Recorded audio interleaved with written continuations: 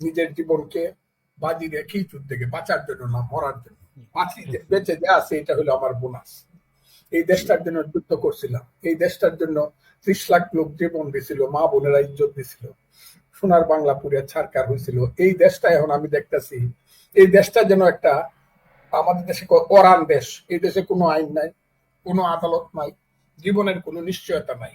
এই দেশে আপনি দূরে থাকেন বইলা বুঝেন না, কানাডা থাকেন বইলা প্রতি মুহূর্তে একজন লোক মনে করে আমি কোনো বিপদে পড়লে আমার কোনো সহায় নাই, কোনো প্রতিষ্ঠানও আমার সহায় হবে না, দারোগা পুলিশ তো না, ওই এমনকি আর্মিও না, বা কোনো কোর্ট কাছারি বিচার বিভাগ আমার কোনো সহায়তা দিবে না।